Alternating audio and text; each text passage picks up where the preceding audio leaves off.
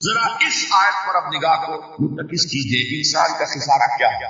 دیکھیے، سب سے پہلے میں آپ کی توجہ دلاؤں گا، ذرا آنکھیں کھول کر قلب حساس کے ساتھ نوع انسانی کا مشاہدہ کیجئے۔ کیسے کیسے دکھ، کتنی تکلیفیں، کتنی محنت، کتنی مشقت ہے جو ہر انسان کا مقدر۔ قرآن مجید میں ایک مکمل سورت ہے، سورت البلد، اس میں اللہ تعالیٰ نے متعدد قسمیں کھا کر ایک بات کہی، لا اقسم بہذا البلد وانت حل بہذا البلد ووالد وما ولد لقد خلقنا الانسان فی کبد۔ ہم نے انسان کو مشقت سے پیدا، یہ مشقت ہر انسان کا مقدر ہے۔ لوگ گھروں کو چھوڑ کر آئے، کہاں کہاں انسان جاتا ہے، یہ دنیا میں محنت اور مشقت۔ ہاں، ایک مبالغہ ہو جاتا ہے کہ شاید یہ محلوں میں رہنے والے جو ہیں انہیں کوئی مشقت نہیں، انہیں کوئی دکھ نہیں، حالانکہ حقیقت یہ نہیں ہے۔ جو جتنا امیر ہے آپ دیکھیں گے اس کی جسمانی مشقت کم ہے، ذہنی کوسٹ زیادہ ہے۔ ٹرینکولائزرز کی انہیں ضرورت پڑتی ہے، انہیں سیڈیٹیوز چاہیے، خواب آور دوائیں مزدور کو نہیں کبھی ضرورت پڑے گی۔ وہ 8 گھنٹے کی محنت کرنے کے بعد ایسا سوتا ہے کہ وہ صبح ہی کی خبر لے گا۔ اور یہ وہ لوگ ہیں کہ جن کو ہپنوٹکس، خواب آور دوائیاں، سیڈیٹیوز، مشکل ادویات، یہ سارا لیبنیم اور یہ ویلیم اور یہ فلاں اور یہ فلاں، یہ کیا جاتا ہے؟ ذہنی سکون اور اطمینان انسان کو حاصل ہے۔ کسی کی جسمانی مشقت ہے، کسی کی ذہنی مشقت۔ میں آپ کو یاد دلانا چاہتا ہوں مہاتما گوتم بدھ کا واقعہ۔ 30 برس کی عمر میں کپل وستو کا شہزادہ محل کو چھوڑ کر نکلے، جوان بیوی کو سوتا ہوا چھوڑ کر گیا، شیر خوار بچے کو چھوڑ کر راجدھانی میں رہنے والا محل کا باسی، جسے یہ معلوم ہے کہ باپ کے بعد مجھے یہ سلطنت ملنے والی ہے، کیوں گیا؟ کبھی کبھی آپ نے سوچا؟ اس نے انسان کے غم اور دکھ کا مشاہدہ، اس نے دیکھا کوئی اندھا ہے ٹھوکر کھا کر گر رہا، کوئی والدین کھڑے ہوئے رو رہے ہیں اور ان کی نگاہوں کے سامنے ان کا نہایت محبوب بچہ دم تو اور وہ کچھ نہیں کر سکتا۔ اس نے سوچا یہ صدمہ کیوں نہیں سکتا، یہ دکھ اس کا مقدر کیوں؟ اس صدمے سے، اس دکھ سے نجات پانے کی بھی کوئی شکل ہے کہ نہیں؟ انسانوں کی ایک عظیم اکثریت، شاہ ولی اللہ دہلوی رحمۃ اللہ علیہ کے الفاظ ہیں کہ وہ لگدو اونٹ اور کولو کا بیل بن کر زندگی جو 8 گھنٹے تک اینٹیں ڈھو رہا ہو، اس سب کا تصور کیا وہ واقعی انسان ہے یا حیوان بن گیا ہے؟ اور 8 گھنٹے کی اس محنت کے بعد بھی ہو سکتا ہے کہ 2 وقت کی روٹی سے پوری نہ، اور یہ تو ہو سکتا ہے، نہیں ہوتا ہے کہ اگر بچہ بیمار پڑ گیا ہے تو شاید کوئی برتن بیچے بغیر اس کی دوا کا سامان، ایسا شخص کتنے بوجھوں تلا دوا، کتنی مشقت کے اندر پسا تھا۔ لدو اور کولو کا بیل انسانوں کی عظیم اکثریت کی سطح پر زندگی گزری، لیکن آپ کو معلوم ہے کہ کولو کے بیل کے لیے مشقت ہی مشقت ہے، اس کے احساسات یہ نہیں ہے، کیونکہ ان سے انسان کو جو صدمہ پہنچتا، ایک بیل کو اس سے کوئی غرض نہیں کہ اس کا کوئی بچہ بھی تھا کہ نہیں تھا، اس کو کوئی بخار ہوا ہے یا کیا ہوا ہے، اس صدمے سے وہ بیل بچا ہوا۔ گھوڑے کو کوئی پتا نہیں کہ میرا بھی کوئی اولاد میری ہے یا نہیں ہے، مجھے اس کا کوئی صدمہ ہے یا دکھ ہے، لیکن انسان کا معاملہ یہ ہے کہ والدین کو جو دکھ دیکھنے پڑتے ہیں اپنے بچوں کی، اپنی اولاد کی، رات کی نیندیں حرام ہے اس لیے کہ بچہ بخار میں تپ رہا ہے یا درد سے تڑپ رہا ہے، لہذا نماز ہو سکتی ہے نماز۔ میں نے ایک موقع پر دیکھا لاہور میں کیروسین آئل، اس زمانے میں ابھی سوئی گیس نہیں آئی تھی، اور اکثر و بیشتر جو ہے یہی مٹی کا تیل جو ہے ایندھن کے طور پر استعمال ہوتا تھا، اس کی شارٹیج ہو گئی تو کئی فرلانگ لمبی قطاریں لگتی تھی ان دکانوں کے باہر، ڈپو کے باہر، اور ایسے ایسے منظر بھی کہ ایک خاتون برقع کو، ایک گود میں بچے کو لیے ہوئے، ایک کی انگلی پکڑے ہوئے، بوتل ہاتھ میں لیے ہوئے تیل کے لیے، اور کئی گھنٹے کھڑی ہوئی۔ یہ مشقت انسان جھیلتا ہے۔ غالب نے اس کا نقشہ کھینچا ہے کہ رنج سے خوگر ہوا انسان کو مٹ جاتا ہے، مشکلیں اتنی بڑی مجھ پر کہ آسان ہو، ہم بھول جاتے ہیں، ورنہ واقعہ یہ کہ قلب حساس ہو اگر، اور قید حیات و بند غم اصل میں دونوں ایک ہیں، موت سے پہلے آدمی وقت نجات پائے۔ اچھا، یہ تو ہوا لقد خلقنا الانسان فی کبد۔ حیوانات کا معاملہ ایک اور اعتبار سے آسان ہے، ان سے کوئی محاسبہ بھی ہے کیا؟ کوئی جواب دہی بھی ہے؟ کوئی ان کو اللہ کے حضور میں کھڑے ہو کر اپنے اعمال کا حساب بھی دینا؟ انسان کی یہ ٹریجڈی ہے، یہ المیہ ہے انسان، اس کو بھی قرآن مجید کی ایک صورت میں قسمیں کھا، اذا السماء انشقت، اس کے بعد کیا فرمایا؟ یا ایھا الانسان انک کادح الی ربک کدحا فملاقیہ۔ اے انسان، تیرا المیہ، تیری ٹریجڈی اس سے کہیں بڑھ کر ہے، تجھے صدمے پر صدمے جھیلتے ہوئے، مشقت پر مشقت برداشت کرتے ہوئے ایک روز اپنے رب کے حضور میں بھی کھڑا ہو، جواب دہی بھی کر، اس دن کے حساب سے، اس دن کے احساس سے جو بڑے بڑے ہماری امت کے عظیم جو بلے سرسبد ہیں، ان کا یہ حال آپ نے پڑھا ہوگا۔ حضرت ابوبکر صدیق رضی اللہ تعالیٰ عنہ وہ ایک عجیب کیف کے عالم میں فرمایا کرتے تھے، کاش میں درختوں پر چہچہاتی ہوئی چڑیا ہوتا جس سے حساب کتاب نہیں، کاش کہ میں گھاس کا تنکا ہوتا جو آج ہے اور کل آگ میں جلا دیا جائے، ختم ہو، اس سے محاسبہ کوئی، وہ جس کے احساس سے کہ حضرت عمر جو ہے اپنے انتقال کے وقت سخت بے چین ہے، ان کے بیٹے حضرت عبداللہ ابن عمر رضی اللہ تعالیٰ عنہما ان کا سر جو ہے وہ اپنے زانوں پر رکھ لیا تو کہا نیچے ڈال دیا، ایک عجیب بے گلی اور بے چین ہے۔ انہوں نے کہا ابا جان آپ کیوں پریشان ہیں؟ آپ تو عشرہ مبشرہ میں سے، آپ کو تو اللہ تعالیٰ نے جنت کی بشارت حضور کے ذریعے سے دنیا میں دی۔ حضرت عمر فرماتے کہ خدا کی قسم اگر قیامت کے دن عمر برابر سرابر پر چھوٹ گیا تو بہت بڑی کامیابی۔ یہ احساس حضرت علی کا حال کیا ہوگا؟ ابھی جو آپ نے حافظ صاحب سے سنا یہ حضرت علی کا معاملہ کہ ایک تیر پیوست ہو گیا تھا، کسی طرح نکل نہیں رہا، حضرت علی نے فرمایا اچھا چھوڑو مجھے، میں نماز کی نیت پڑھتا ہوں۔ نماز کی نیت پڑھتے تھے تو لرزتے تھے، کہا کس کے سامنے کھڑا اور کس کے سامنے مجھے ایک دن جواب دہی کے لیے کھڑا ہونا ہو۔ لن تزولا قدم ابن آدم، حضور نے خبر دی ہے ابن آدم کے قدم ہل نہیں سکیں گے، جیسے مجرم کھڑا ہوتا کٹہرے کے اندر، اس کٹہرے میں سے ہل نہیں سکو گے، حتی یسأل عن خمس، جب تک کہ 5 چیزوں کا حساب نہ لے لیا۔ وہ 5 چیزیں کیا ہے؟ کان کھول کر سنیے۔ عن عمرہ فیما افنا، عمر کا حساب دو، یہ 80 برس اور 70 برس ہم نے تمہیں دنیا میں دیے، کہاں ضائع ہے؟ وعن شبابہ فیما افنا، اور خاص طور پر جوانی کا دور، امنگوں کے دن ولولے ہوتے ہیں، قوت ہوتی ہے، توانائی ہوتی ہے، آدمی چلتے ہوئے زمین پر پاؤں مارتا، قوت جو ہے وہ اپنا اظہار چاہتا، یہ جوانی کہاں گلائی؟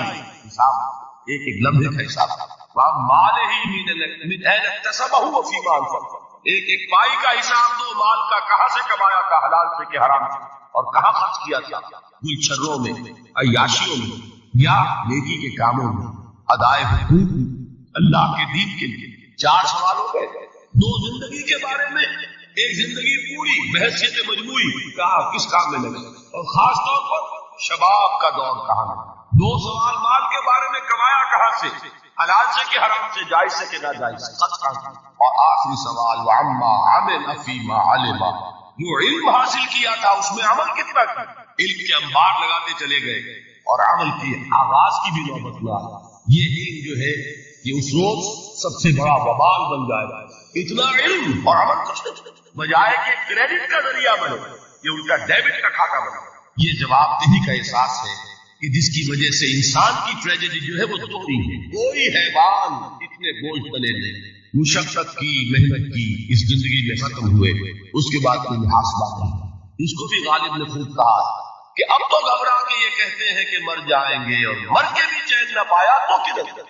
یہ ہے وہ ہیومن ٹریجڈی، اور وہ یہ ہے کہ اس قیامت سے پہلے پوری دنیا میں حق کا بول بالا ہو۔ اچھا یہ وہ بات ہے جو دنیا کے اکثر مذاہب ہیں، اکثر، اور خاص طور پر جو 3 یہ مذاہب ہیں جنہیں ابراہیمی مذاہب کہا جاتا ہے، یہودیت، عیسائیت، اسلام، تو صراحت کے ساتھ یہود کے ہاں بھی عقیدہ موجود، عیسائیوں کے ہاں بھی ہے، مسلمانوں کے ہاں بھی، کہ اس سے پہلے، اس کائنات کے ختم ہونے سے پہلے، اس زمین کی قیامت آنے سے پہلے، اس پر اللہ کا دین غالب، کنگڈم آف ہیون اور ارتھ۔ اور یہی بات حضرت مسیح نے کہی تھی اپنے اس وقت کے جن یہودیوں سے مخاطب، ریپینٹ، توبہ کر لو، for the kingdom of heaven is at hand. اب جو وہ ہے آسمانی بادشاہ آیا کیا تھی، وہ آسمانی بادشاہ تھی حضور کا ظہور صلی اللہ علیہ وسلم، جس سے کہ وہ آسمانی بادشاہ قائم ہوئی اور پھر پھیلی کتنے بڑے علاقے تھے، لیکن بہرحال پوری دنیا میں نہیں پھیل سکے، اس کے اسباب کیا تھے وہ اس وقت ذرا موجود، لیکن پھیلنا ہے۔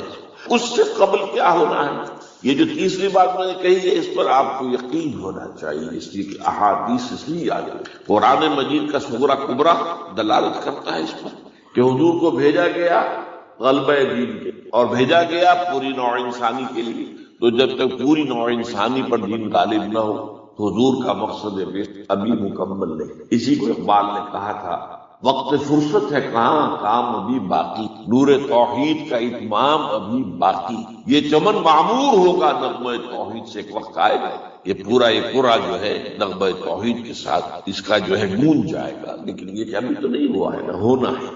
اس سے پہلے کا معاملہ ایک ہے کہ جس کی خبریں دی گئی ہیں، اور وہ ہے کہ قیامت میں اس نظام دین حق کے غالب ہونے سے پہلے بڑی خوفناک جنگوں کا ایک سلسلہ ہے جس کی خبریں، یہ یہود کے ہاں بھی ہیں خبریں موجود، عیسائیوں کے ہاں بھی ہیں، جو بائبل کا آخری باب ہے ریولیشن آف سینٹ جان، وہ کاشفات یوحنا ترجمہ کیا، اور حضور کی احادیث، ملاحم، باب الملاحم، یہ بہت سی کتابوں کے اندر باقاعدہ ابواب ہے، ایک باب الملاحم جنگوں کا، ان میں سے ایک جنگ وہ ہے جسے کہا ہے اس یوحنا کی مکاشفات میں آرمگدان، اور غالباً اسی کو حضور نے قرار دیا ہے الملحمۃ العظمی، عظیم ترین جنگ، الملحمۃ، تو یہ بھی یقینی چیزیں ہیں کہ یہ ملاحم کیوں ہو۔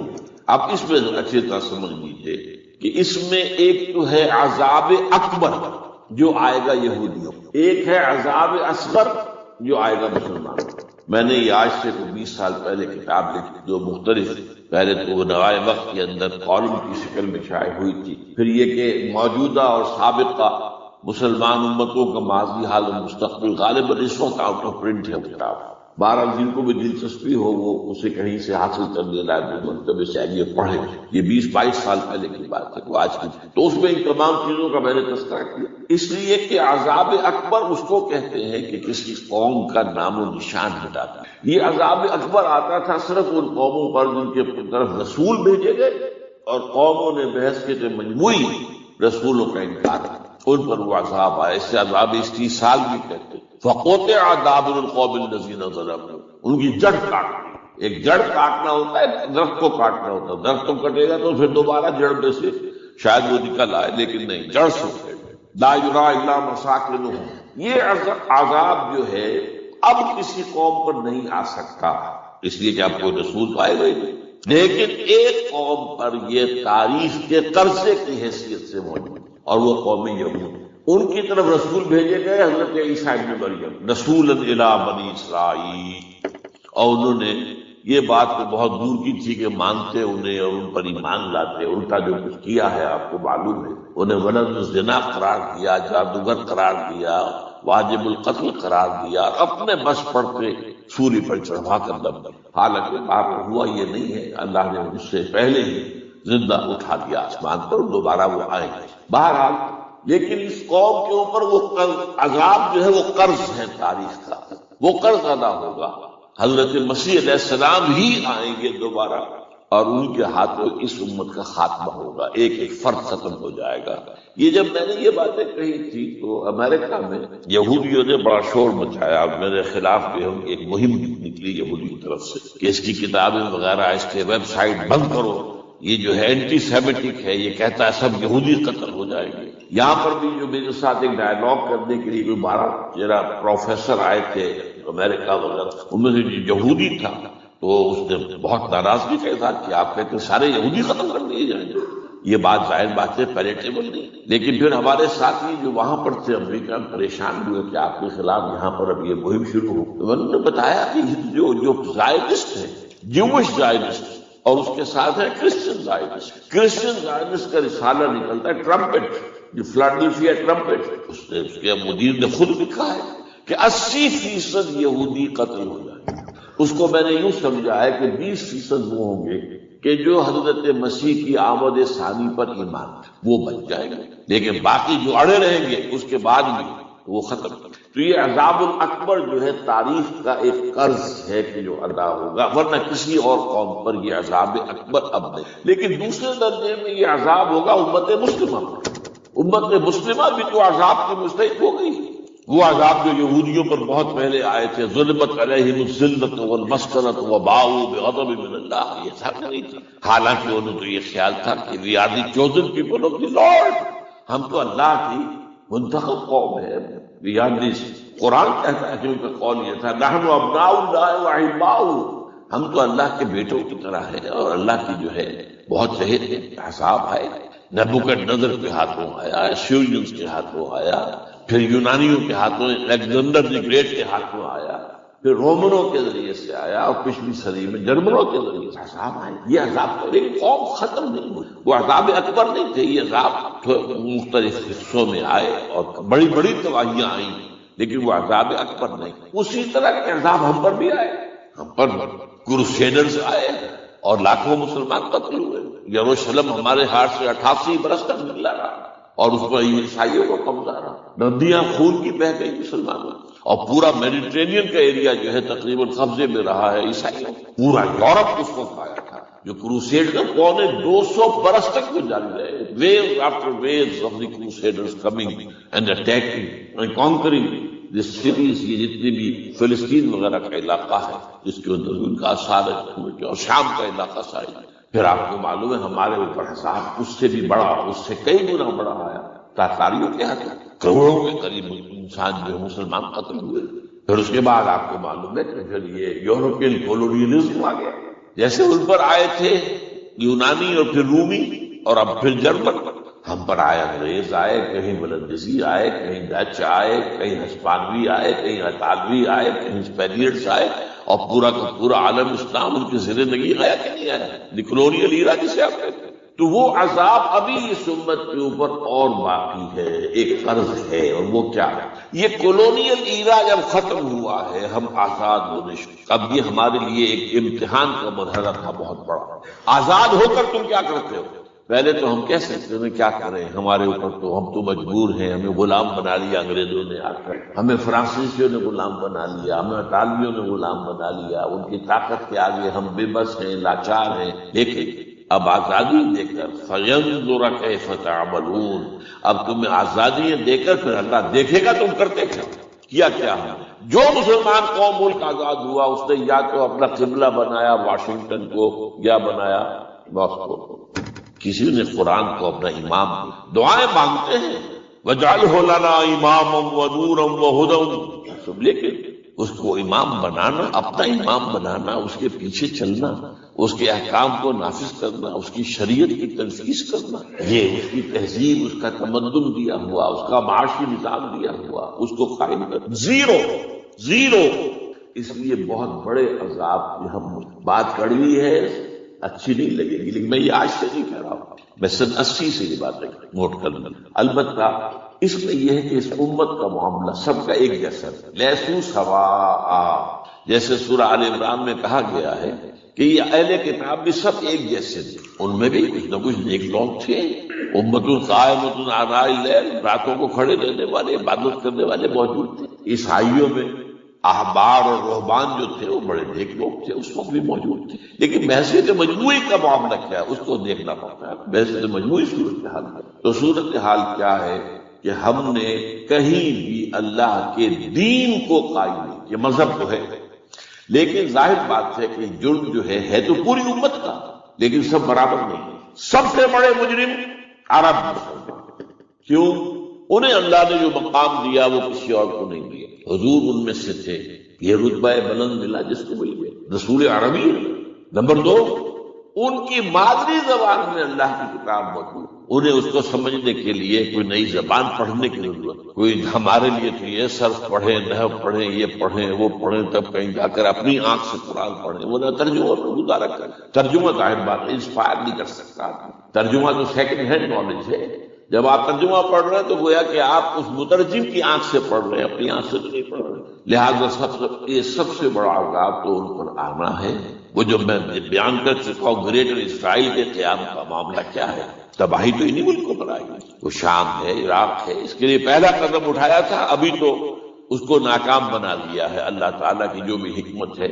جو عراق پر حملہ تھا وہ اصل میں اس لیے تھا گریٹر اسرائیل کی طرف پہلا قدم. شیرون نے کہہ دیا تھا یہ جو پڑا ہوا ابھی کہیں مرا نہیں ہے. اس نے کہا تھا جیسے یہ صدام کی حکومت ختم ہوئی ہے، اس کے مجسمے گرائے گئے ہیں، یعنی قریب عراق پر ہمارا قبضہ ہو. یہ اصل میں تھا اس گریٹر اسرائیل کی طرف پہلا قدم. لیکن بات ہونا نقشے جو اب آ رہے ہیں دنیا میں اب تو بہت عام ہو گیا. 1906 سے 2006 سے چھپا ہوا نقشہ ہے وہ، اور ہمارے اخبارات میں اس کا آدھا ابھی آیا ہے. باقی آدھا تو لیا ہی نہیں گیا ہے. باقی آدھا ہے مڈل ایسٹ سے متعلق. وہاں جو نئی تقسیم ہونی ہے، عراق کے 3 حصے ہونے. ایک حصہ کردستان کے ساتھ مل جائے گا، وہ گریٹر کردستان. ایران کا کردستان، عراق کا کردستان، ترکی کا کردستان ملا کر ایک کردستان.